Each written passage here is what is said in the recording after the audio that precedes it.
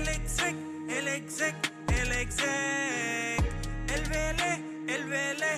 Belé, el fenómeno que todos quieren ser, el chamaquito que no pueden entender. How we doing, guys, on this beautiful Thursday for you guys? It would be a Thursday morning. For me, it's Wednesday night. Welcome to episode 118 of the Exact Top Podcast. I'm your host, Alvarez. Like, subscribe, hit the notification bell, hit the comments. I love you guys. Thank you for all the support. Follow me on all the social medias. All right, so mostly it's going to be a fast episode. There's not a lot to talk about. Just a couple rumors, some signings. The biggest thing we're going to talk about is shout out to the Florida Panthers.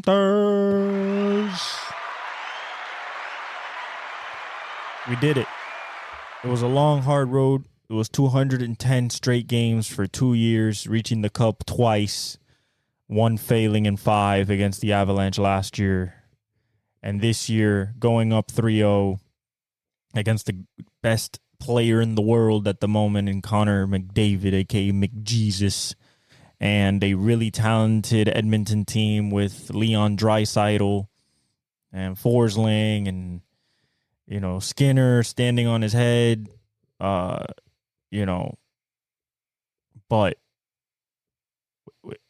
they took us to 7. It got scary. But at the end of the day, Florida Panthers went back to what they do best, and that's defend. And they defended. And Tarasenko, and Tkachuk, and Reinhart, Barkov, Bobrovsky stood on his head on the last game. 2-1, we won. It was 2 incredible goals. One by Reinhart, and the other one, I want to get the goal scorers right. It wasn't Tkachuk. I don't think it was Barkov. I'll tell you guys right now who scored that. The first one was, the second one was Reinhardt. So the first one was one of the mainstays. I just need to see who it was real quick. Who it was. It is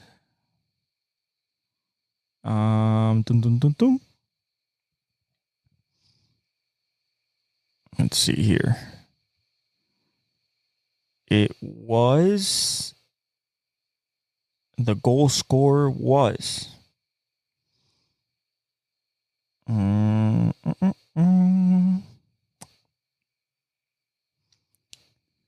Go. Oh, Janmark for the Oilers. And we got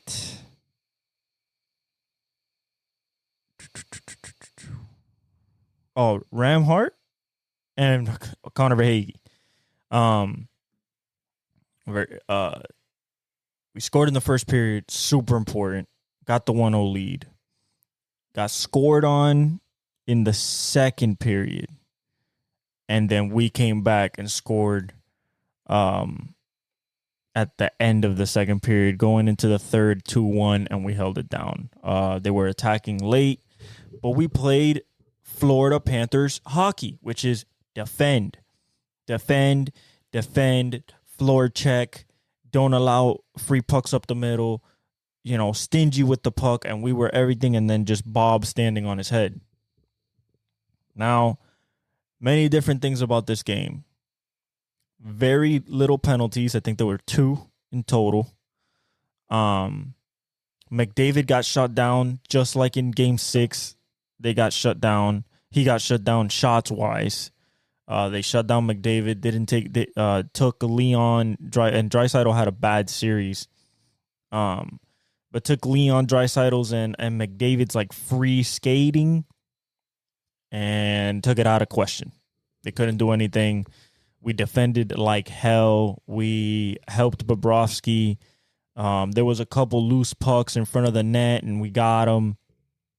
We had more opportunities to score, but we made two of them count, and we're Stanley Cup champions for the first time in our 30-year history on our 30th year anniversary. The journey has been hard. The journey was long, but now we get to enjoy what is considered the hardest championship to win in sports, and probably one of the top three most physical sports in the world. And seeing hockey in playoff form, especially in the finals, it was entertaining. I had never sat down to watch hockey like that, but I made a considerate effort, especially once we made it to the finals, that I was going to watch every game. And it was very enjoyable once you start understanding the game. Because at the beginning, you're just like, where's the puck? Where are we going? Like, why are we hitting boards? Why are they just throwing the puck into aimless places? But once you start like understanding how a floor check works, and being around the blue line, and how shots are set up, and how people are moving, and how good Connor McDavid is, and how good our defense is, how good the floor check is, how opportunities open them up for themselves, a breakaway, how goalies are moving to stop pucks, the picking that's going on in front of the net to try to blind the vision of the goalie. Like, it was a very enjoyable series, and of course, it's going to be a very enjoyable championship. Can we do it again? I believe we can. We have the pieces to. Tkachuk is there for a long time. Reinhart, I believe, is there for a long time. Verhaeghe, Bobrovsky. It's crazy because our coach has the most losses in NHL history as a coach, and been fired numerous times, has been around the league and been a coach over 30 years. And for him to finally reach the mountaintop, I think it just speaks to maybe all those losing years wasn't on him. It wasn't fully on him. Some blame always goes to the coach, obviously, but he's the one that the GM. He's the one that stuck out his neck and his job to get Tkachuk in a trade 2 years ago, and he wins. He wins a cup for the Tkachuk family after his dad was an incredible player for 14 years and never could get the cup. Matthew Tkachuk brings the cup home for the Tkachuk family. Our captain, the Finnish, Barkov. He was probably one of the, if not the best, if not the best defenseman this year in the league. Now, there was a little tension, once we won, and the Conn Smythe had to be handed out, and people were kind of thinking, people were kind of thinking, oh, maybe Bob should win it. The Panthers won. He stood on his head his last game. But they gave it to Connor McDavid. Now, I understand it. I'm not mad at it. Yes, I would like it to be Bob. If not, it probably wouldn't have been Bob. It probably would have been Barkov. But the reason Connor won it, and the reason that I'm not completely and party pooping the parade, is because this guy had the fourth most points in NHL playoff history, only behind Wayne Gretzky. And that's incredible. To put your name next to that guy, the guy that they call the great one, the closest thing. I mean, I think that the three sports figures that are immortalized in their respective sports, if I really had to boil it down, I'm talking about immortalization of the mystique, the aura of what they were when they were at their peak. I think it's Ali, Jordan, and Gretzky.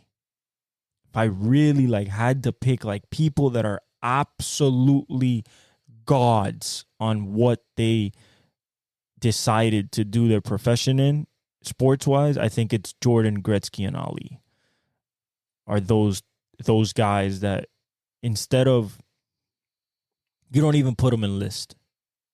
Jordan, they put him in list because LeBron got, a bunch of the longevity and a bunch of accolades and all that. But like, you don't put him in list. Like when you ask people about Jordan's Jordan.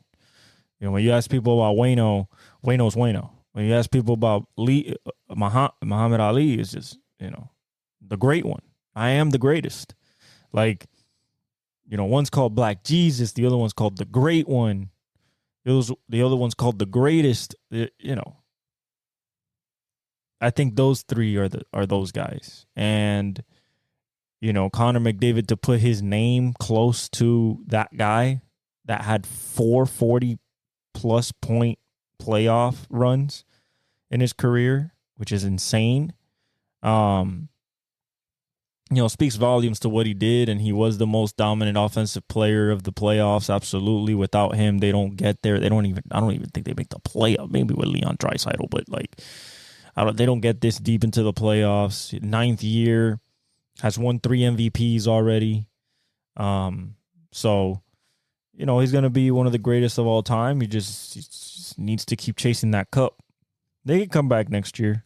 They got to figure out what they're going to do with Leon Draisaitl, but if he wants to go his own team, or he wants to be right there with McDavid and try to really get a cup, being his a 1-2 punch, because I think that kid has superstar potential all over him. But it was nice to see the Panthers get up off the mat, just like they've been doing forever, especially the last 2 years. If it ain't hard, we don't want it. And they didn't want it easy. They made it very hard on themselves. Could have closed it out game 4. Could have closed it out game 5. Could have closed it out game 6. No. They wait till game 7 for a 2-1 win. Classic Panthers fashion. Shout out to the Florida Panthers.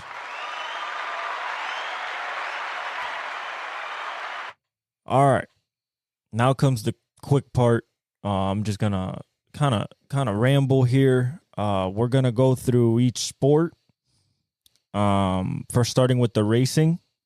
We want to talk about, what we got going on this week and everything. But the draft opens up at 8 p.m., so in 15 minutes.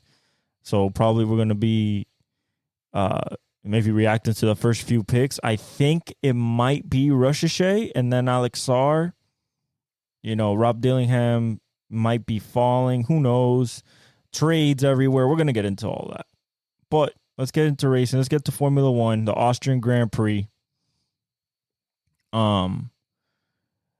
Listen, as much as I really want to root for, I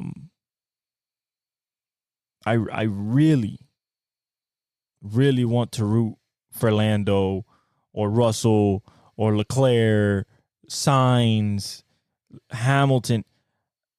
This track, if I've ever seen domination the last 3 years from this Red Bull team, it's been at this track. When they've had double headers there, they've swept sprint, shootout, everything. Pole, everything.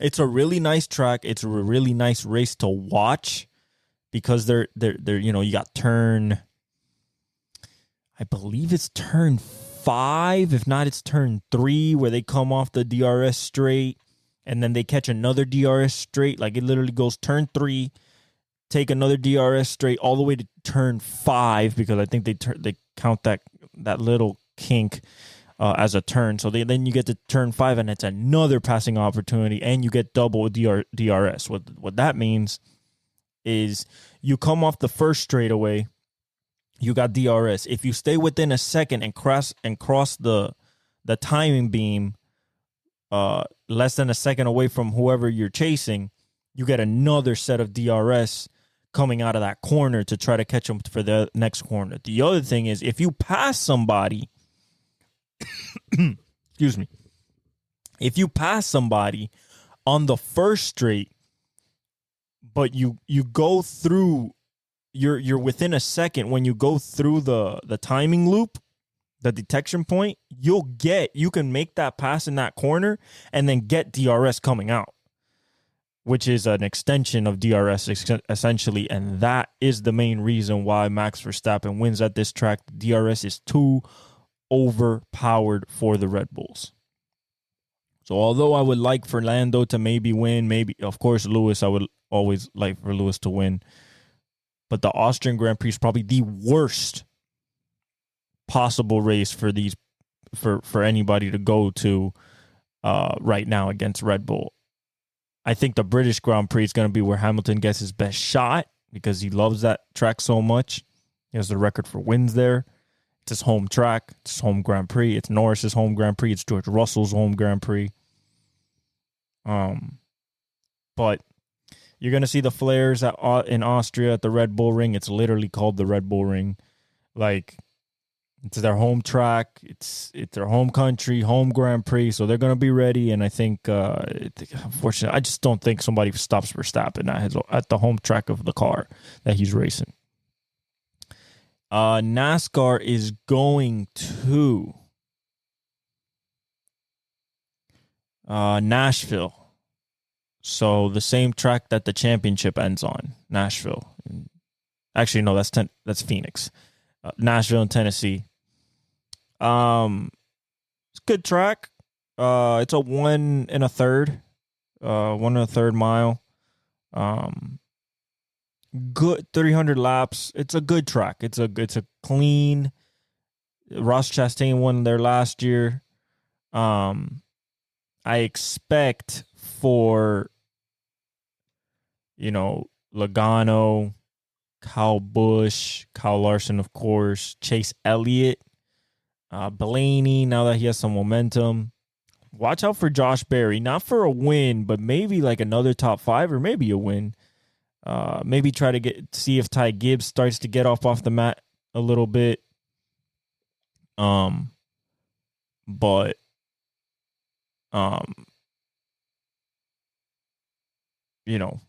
I think that overall it's going to be a good game, but I think it's going to be JGR or Hendrick Motorsports unless somebody out of nowhere from Haas or Trackhouse, like Ross Chastain last year, just comes outright and wins it. IndyCar.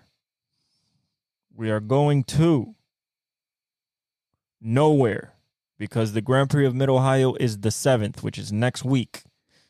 So we're not going nowhere at IndyCar. Let's see here. We have the Euro Cup, European Championship. Okay. So the round of 16, I believe, is set. We have, on Saturday, we have Switzerland, Italy. I'm not going to lie. I think I'm going to take Switzerland there. Germany, Denmark. I'm going to take Germany. Sunday, we got England versus Slovakia. Good game. I think England with Bellingham gets it done. Georgia versus Spain. Spain should win. I mean, they've won 5 in a row. Yeah, they should win. Monday, we have France and Belgium. I think I'm leaning France. Belgium just tied today with 0-0 with Ukraine. So I think I'm definitely leaning France. Portugal, Slovenia. Tough.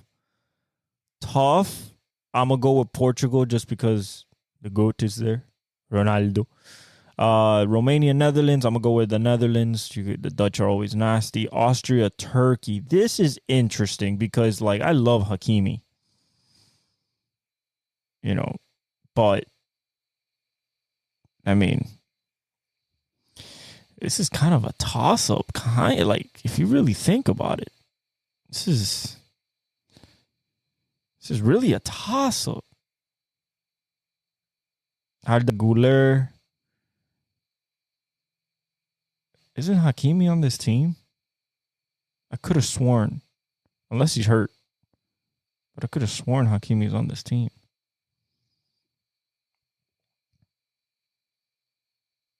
I thought that's what made him great, that Hakimi was on the team. But I think I'm going to go with Austria in that one. So those are your round of 16. in the Euros, in the we are looking for Copa America. We're at the group stage right now. Ecuador, Jamaica is 2-1. Ecuador in the 91st minute. Venezuela, Mexico is next. I think I got Mexico in that one. I believe. Panama, USA, that's good. That's tomorrow. I got USA. I'm not saying it's going to be easy. I don't think it's going to be easy. It could be a tie, but I got the USA. I like what I saw from Pulisic. Uruguay, Bolivia. I think Uruguay is going to win that. Then you have Colombia, Costa Rica next Friday. No, Friday. Colombia, Costa Rica. I think I got Colombia, Paraguay, Brazil, Argentina, Peru, Argentina, Canada, Chile. I'm going to go Chile. Then you go Sunday, you got Mexico versus Ecuador. I think I want to go Ecuador. And then Jamaica, Venezuela. I think I'll go Venezuela. Jamaica. Jamaicans are good, man. Then USA, Uruguay. I think that's where we lose. USA, Uruguay. I think that's where we lose. Bolivia, Panama on Monday. Costa Rica, Paraguay. That's going to be for the group stage, basically. And then Brazil, Colombia is going to be the game that everybody wants to see, and I think I got Brazil in that one. All right. Now we move to what's going on Twitter. On X, more specifically. All right. Starting off from the top. We got Jimmy Butler will not be signing an extension with the Heat or any other team ahead of his opt-out in 2025. What does that mean? We got one more year with Jimmy. So, Jimmy, welcome to the team for one more year. Now, when you leave us, please don't leave us like this. That would not be nice. Please leave us like this. I hope so. If not, we got to look for something. Hawks closing in on Zachary Rushesher for the number 1 pick. Seems like they're taking the French kid. Nick Claxton intends to sign a 4-year deal, $100 million to return with the Nets. Probably the only thing that they're returning because Mikal Bridges is out of there. Time they reunited the Villanova 4. I said this I think I said this maybe a week or 2 ago on one of the podcasts. You can correct me if I'm wrong in the comments. But I said that or when the Knicks got knocked out, I said that the Knicks would be like that to try to put everybody back together. Mikal Bridges from the Villanova teams of those championships with Jay Wright in New York. And now they're making fun of him because Thibodeau is going to run. It's been 462 games straight of Mikal Bridges been playing, and now Tibbs got him. So he don't rest nobody. So he's probably going to. They're saying that they're going to break him down. His streak is going to end. Claxton's good to keep. Good young center, can develop. Great shot blocker, and can get bigger, can get better.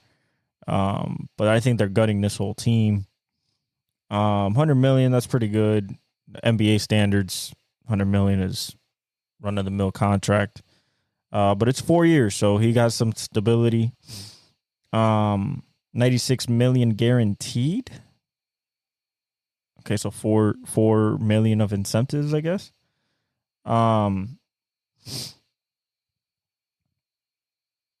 Sarr looks like a beige Crayola for his fit in the draft. I just had to say that because I saw it.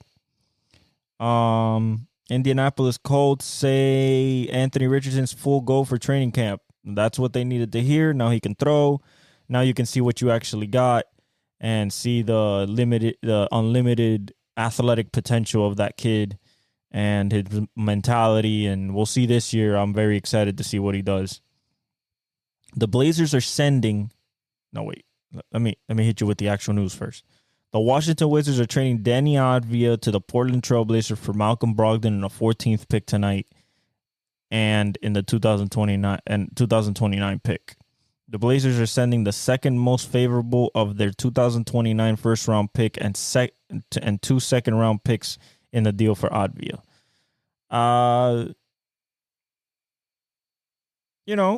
This is a good forward for them. You put him next to Jeremy Grant. You start Scoot, you start Shaden Sharp. You got to figure out what you're going to do with Anthony Simons, who's coming off the bench. Somebody has to come off the bench. You're not going to run 3 guards. You could put Shaden at 3 if you want and run a 3-guard lineup, but you're going to be weak defensively at the Anthony Simons spot. And when you talk about the West, the guy that's going to be facing, that's an assignment. That's the Luka, that's Kyrie. That's a tough assignment. Danny Avdia is a good offensive weapon for them. I think that it'll give him a little bit more flexibility when it comes to like attacking the paint. He can shoot the 3. He could put the ball on the deck too and get his own. So I think it's going to be a good addition.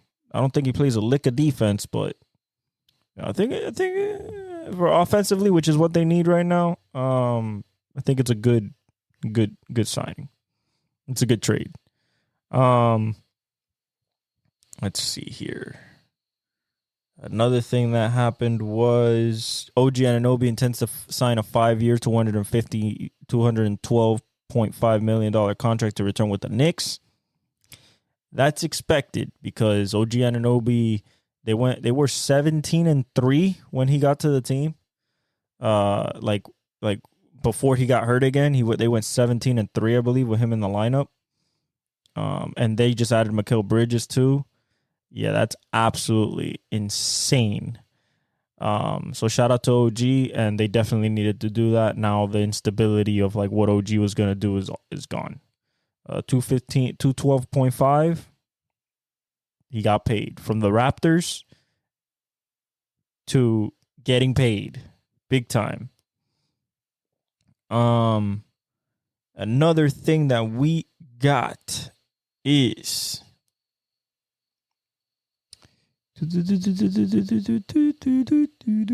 no supplemental draft for the NFL this year. So there's been trade rumors with KD. We'll get to the trade with Houston and all that, but this is what Matt Ishbia, the owner of the Suns, said about the rumors. NBA draft night is the best. Everyone talking about the drama and storylines. Some are right and some are wrong. Some are just wrong. My turn. Phoenix loves Kevin Durant. Kevin Durant loves Phoenix. We are competing for a championship this year because we have the team to do it. Gotta love draft night. Go Suns. AKA told you we're not trading Kevin Durant this year. But the move that the Rockets did was not for this year. It was for next year. Okay? And what that means is that go to my bookmarks. The Mavericks have some level of interest in Kevin Durant. Of course, Kyrie, Luka, duh. So the Knicks core is Jalen Brunson's 27, Mikal Bridges is 27, OG Anunoby's 26, Julius Randle 29, Mitchell Robinson 26, Deuce McBride 23, Dante DiVincenzo 27, Josh Hart 29. Everybody under 30 and here to stay, there to stay, and have chemistry together. That's a championship-aged roster there. 27, 27, 26, 29, 26, 23, 27, 29. Your core guys are 29, 27, 29, 26, 27, 27. They're all, there's finals experience with Mikal Bridges. There's a championship with OG Anunoby. So I think that, it's a good core, and they added Mikal Bridges, obviously, to combat the wings of Jason Tatum and Jaylen Brown on the Celtics, which makes sense. From the Trae Young side, Trae Young is not expected to fetch a trade package similar to those to Mikal Bridges or Rudy Gobert on the trade market, per Bobby Marks. DeJounte Murray actually has more value than Trae Young at this stage. I could have told you this last year. I could have told you this, when he shot 33% from three the second year of his career after shooting 38 his rookie year, or his sophomore year. Yeah, man, you're not an efficient. You're not as efficient as Steph Curry. You're smaller than him, and you're not even close defensively to him. So overall, I think unfortunately Trae Young might be finding himself in purgatory very soon, one of those teams, or just in Atlanta. The Wizards remain in active trade discussions around Kyle Kuzma. Washington could attach Kuzma alongside Nas. Number 14, number 26 to move up even higher in the draft than the current slots. This is before the Danny Advia deal. Oh, no, this was after. This was after because they said Kuzma and Malcolm Brogdon are players who still might be on the move tonight. So they still might move them. The Rockets could dangle Alfred Sengun in a potential trade for Kevin Durant. This is next year. This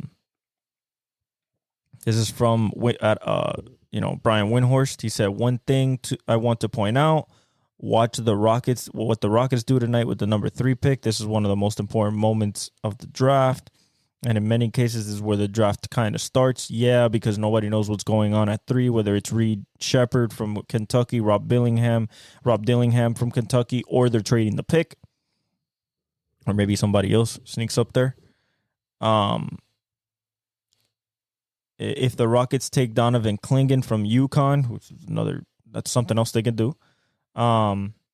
Another center, which is an option for them. Now they have a bunch of centers on their roster that would potentially enable them to make Alfred Sengun, their very talented Turkish center, available in a type of trade that could dangle in front of the Suns for Kevin Durant. Now, speaking on the basis of this would-be trade, I would not give up my 23, I believe. I would not 22-year-old young center that just, had a great season and broke out for a 35-year-old Kevin Durant when I don't have no playoff experience. The only playoff experience I got is in my coach. Now, okay, we got Fred VanVleet. He's a champion. Dylan Brooks. I'm not miscounting those guys, but I'm talking about you're in the West. You're trying to give yourself as best of a chance as you can. And Kevin Durant, at his age, I just think Alfred Sengun just adds a little bit more, especially to the playmaking side of the game. I wouldn't do that if I was the Rockets. There's a ton of buzz around Cam Johnson, Dorian Finney-Smith that could get moved tonight. Keep an eye on the Kings, who continue to aggressively shop the number 13 overall pick for one of both Brooklyn's veteran wings. That makes sense. So the Warriors are prepared to offer Paul George a 4-year max deal, which means okay, does that mean Klay Klay's going to get traded? Does Klay walk away? He wants 4 years, wants a full-out max. Him and Curry would be very interesting because he would play the 3, and if they maintain Klay, then Klay plays the 2, Draymond plays the 4, and I believe they would have Trace Jackson-Davis next year starting at center. If not, it's still Kayvon Looney. This gives Curry the outlet that he needs, not because Klay was not an outlet, but Klay is a set shooter. Klay comes off of pin downs, comes off of screens. When you're talking about an outlet is, holy shit, I'm getting double teamed. I need to pass this ball, like with Luka and Kyrie. I need to pass this ball to somebody who can cook with it against somebody and get to the hole, get their own shot. And PG would allow them to do that and be even more versatile on the defensive end, especially if you run offensively. You go Curry, Klay. If you want to go small, you go Curry, Klay, PG, Wiggins, Draymond, and you have a switchable ass lineup.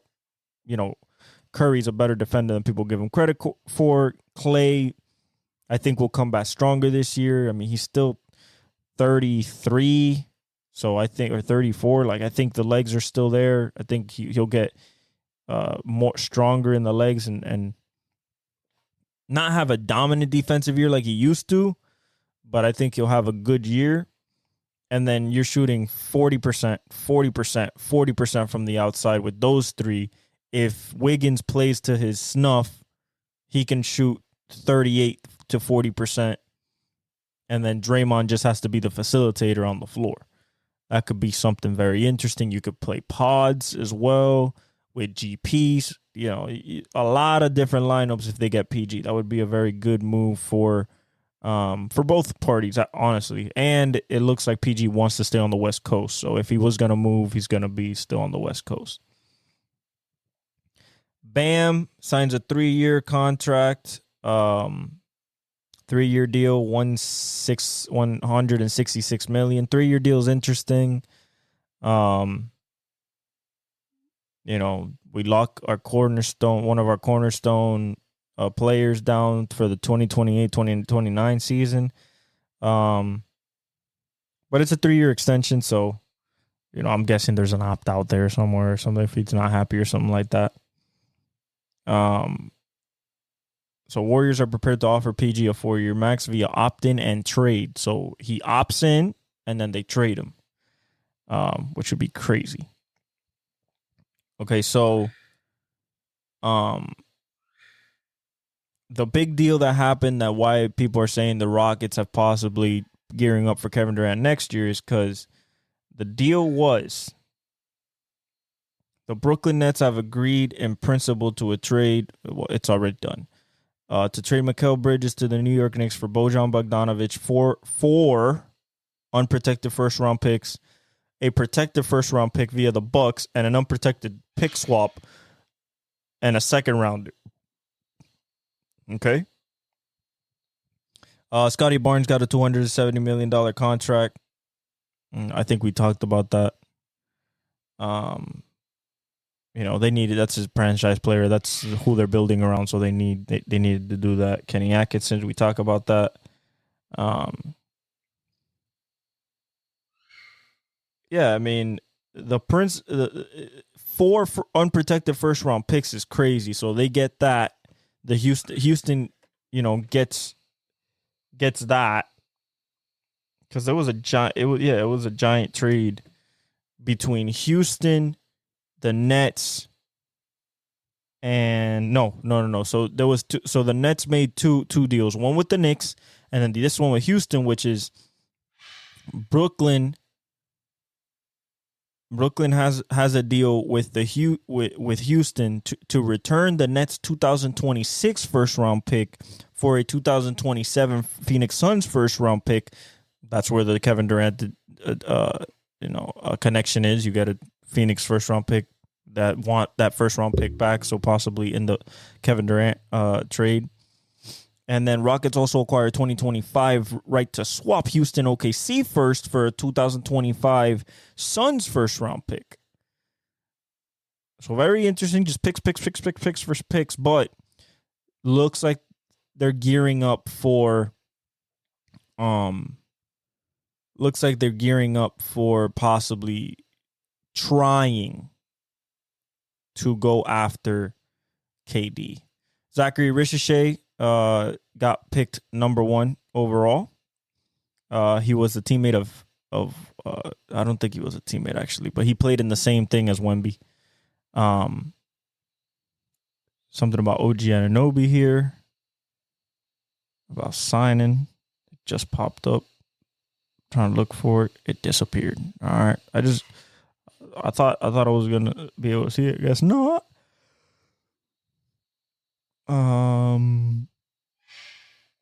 Yeah, so Zachary Ricochet. That's the first pick. We have to see where Stephon Castle goes. He has superstar potential, and upside. Klingon, Edie, if he even gets drafted, Bronny, wherever he gets drafted, Roach from Duke. Dillingham might be first 3 picks, or he might fall. Reed Shepard, where he goes. So there's a lot of people that, there's a lot of people. All right, so that goes for the NBA. And then finally for MLB, just real quick, we're gonna go through the standings. We're gonna focus more on the wild card from now on. Excuse me. So the games today, Guardians and the Orioles are 2-2, bottom of the 6th, 2 outs. Yankees are losing 3-0 to the Mets, top of the 4th. Blue Jays and the Red Sox are in the rain delay, 0-0. Braves, Cardinals. Braves are losing 2-0 in the top of the 5th. Dodgers, White Sox 1-0, top of the 1st. I guess somebody hit a home run, maybe. Did somebody hit a home run? Shohei Ohtani? Home run again. Leadoff. Again. Two games in a row. Yo, Ohtani's crazy right now. He's back at like 27 home runs. 25, 26. So he's like close to Judge. But the guy's insane, bro. Once he wakes up, he doesn't put it down. Mariners won against the Rays 5-2. Phillies won against the Tigers 6-2. Pirates won against the Reds 6-1. Braves won against the Cardinals in the first doubleheader, which I believe was Chris Sale. Let me just double check for you guys. Pitching was... Oh, no, Reynaldo Lopez. But Chris Sale's pitching right now, and they're losing. Rockies lost to the Astros 7-1. Marlins lost to the Royals 5-1. Alex Sarr just went to the Wizards at the number 2 pick, the other French kid. The Brewers beat the Rangers 6-5. Angels beat the Athletics 5-2. Padres beat the Nationals 8-5. And the Twins and Diamondbacks, let's see who's pitching. We have Simeon Woods Richardson and Ryan Nelson. I think I'm going to go Twins. And then for the Giants, we have Hayden Wesneski versus Hayden. So 2 Haydens. And I don't know who Hayden Birdsong is, so I'm going to go with the Cubs in Hayden Wesneski. Standings-wise, not much has changed because not much is going to change. The Yankees still hold a 2-game lead over Baltimore in the AL East. Cleveland holds a 9-game buffer at Minnesota. KC dropped to 3rd at 9.5 back. Seattle has a 4.5-game lead on Houston, not Texas. Texas is 7.5 games back right now. Houston is 4.5, so they're clawing back at 40-40. Phillies are 7.5 games up on the Braves. 6.5 games up are the Brewers over St. Louis. And the Dodgers are 8 games up on San Diego. If we go to the wild card basically goes like this. It goes Baltimore, Minnesota, Boston. And the Royals are right tied with Boston for that last spot. And then... Wait, it's only 2. I forgot. It's only 2 teams. So Baltimore and Minnesota. So Boston and KC are tied with each other. Yeah, they're tied with each other. For I believe it's 3 wild cards. Yeah. Yeah, so KC and Boston are tied for the last wild card.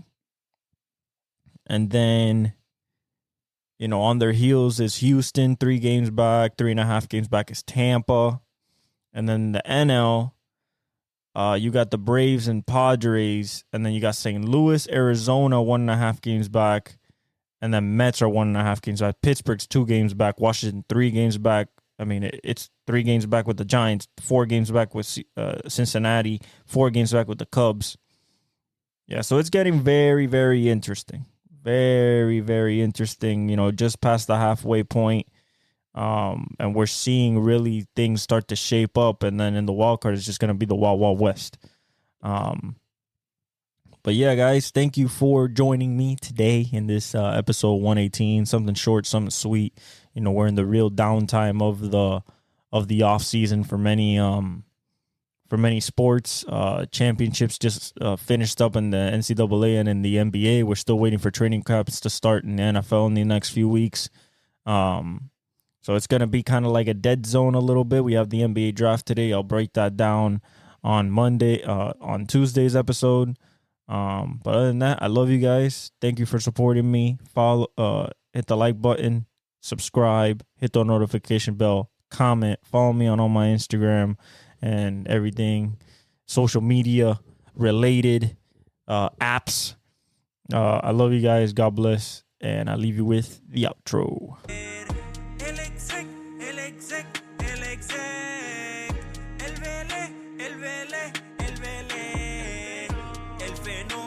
Que todos quieren ser el chamaquito que no puede